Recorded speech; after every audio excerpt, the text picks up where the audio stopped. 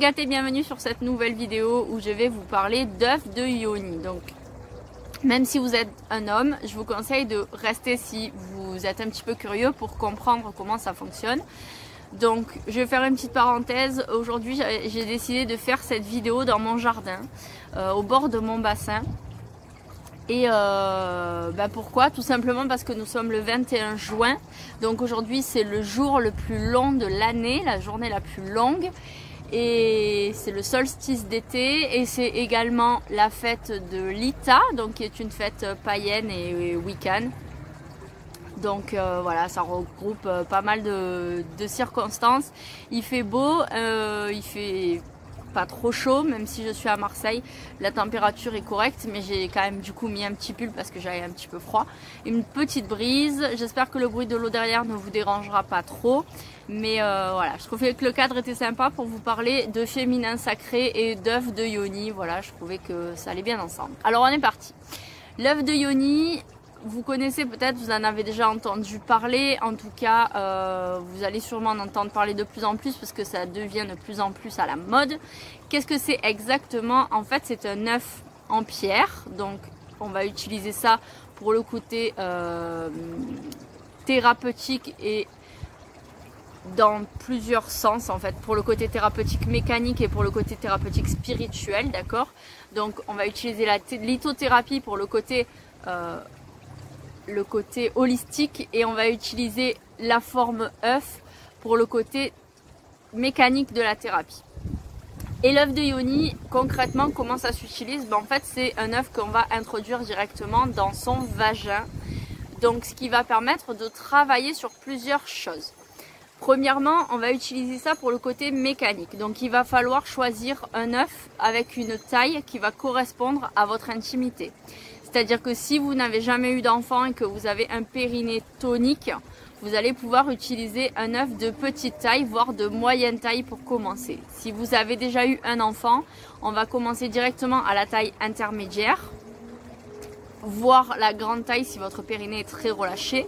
Et si vous avez eu plusieurs enfants ou que vous avez un périnée vraiment très relâché, vous allez commencer par la plus grande taille. Il existe entre 3 et 4 tailles en fonction des kits que vous allez acheter si vous voulez prendre des kits, voilà.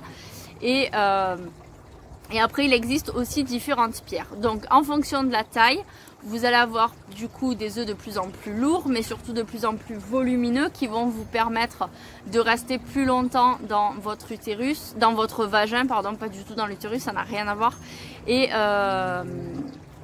du coup, vous allez plus les ressentir quand ils seront plus volumineux. Vous allez plus sentir la pesanteur et ça va vous permettre de travailler avec plus de facilité au départ. Et plus vous allez tonifier votre périnée, plus vous allez pouvoir descendre en taille d'œuf pour travailler de plus en plus finement vos ressentis. Donc ça, c'est pour le côté mécanique de la taille. Ensuite, pour la sélection de pierres, là, ça va être pour travailler plutôt votre chakra racine, le chakra, donc le premier chakra, le chakra qui va vous aider à vous ancrer. Donc, si vous êtes un petit peu féru de lithothérapie, vous pouvez choisir une pierre qui va vous convenir. Mais si vous n'y connaissez rien ou que vous voulez quelque chose de très doux pour commencer, vous allez directement prendre un quartz rose, voire même un cristal de roche, mais plutôt un quartz rose pour commencer votre soin avec l'œuf de yoni. Cependant, je vous mets en garde sur les effets des pierres. Donc je vais pas trop me détailler toutes les pierres qui peuvent être utilisées parce que sinon la vidéo va durer 3 plombes. Donc soit vous m'envoyez un message en privé, soit vous faites vos recherches sur internet, ce sera très rapide.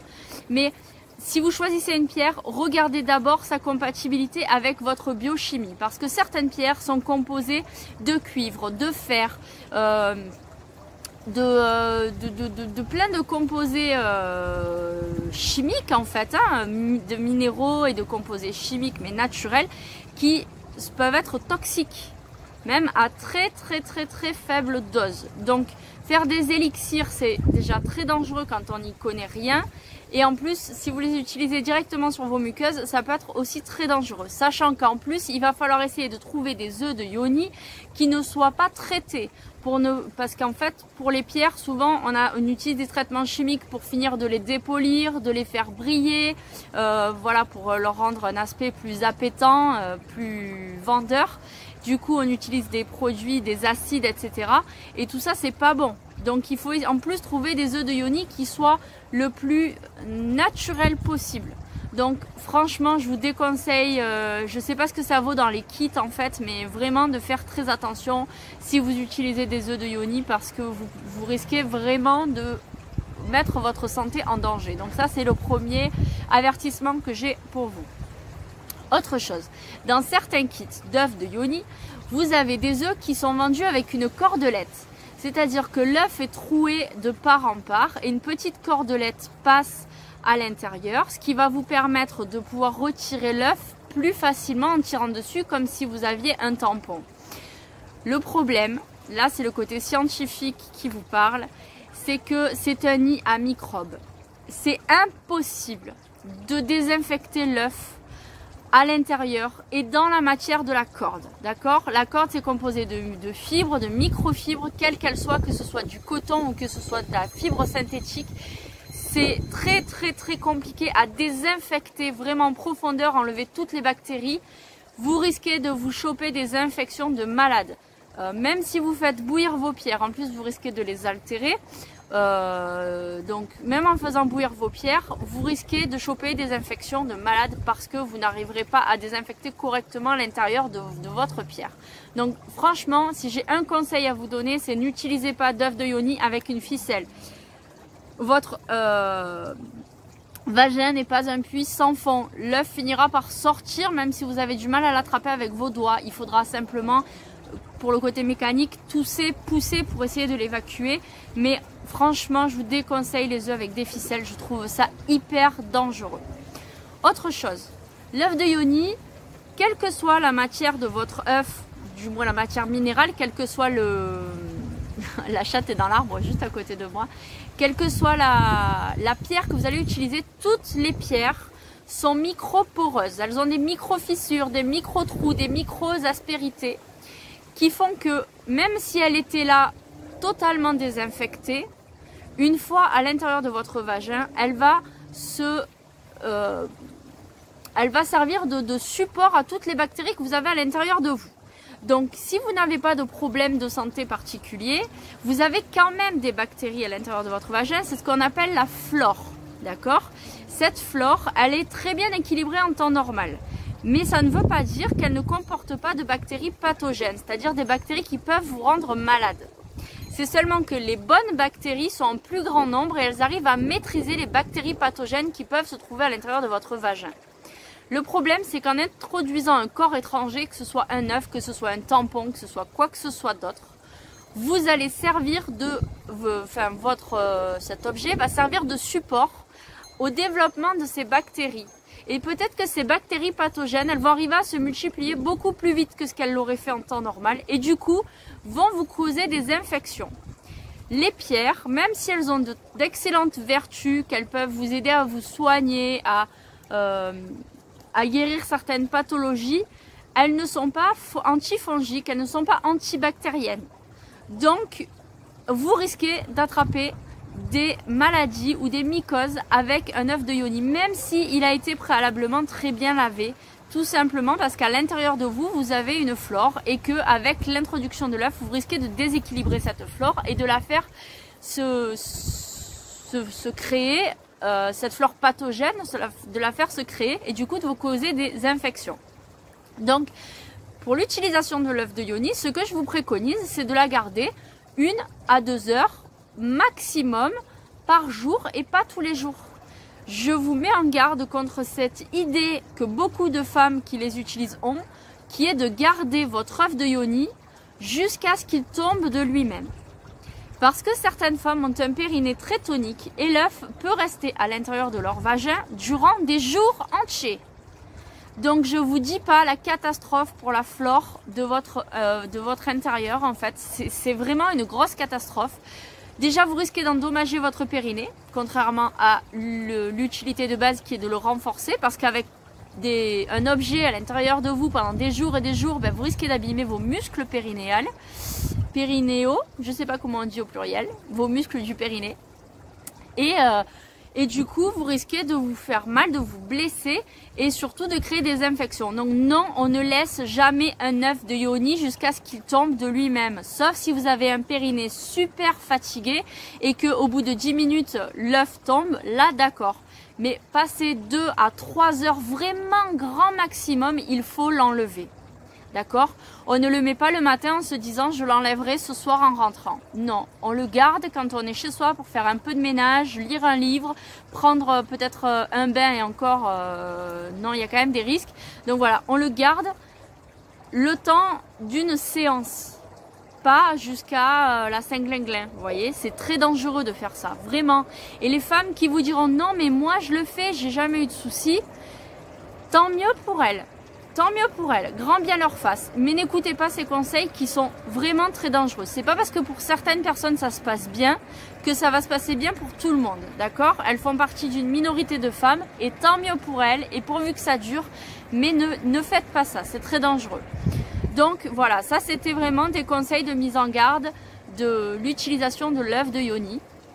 Après, voilà, ça a de très très bonnes vertus en complément de séances de rééducation du périnée par exemple. Vous pouvez faire ça à la maison, donc utiliser des œufs de yoni pour continuer votre rééducation à domicile, même si vous n'avez pas eu d'enfant, du coup pour vous aider à travailler sur votre tonus, ce qui est très très bon, votre tonus périnéal.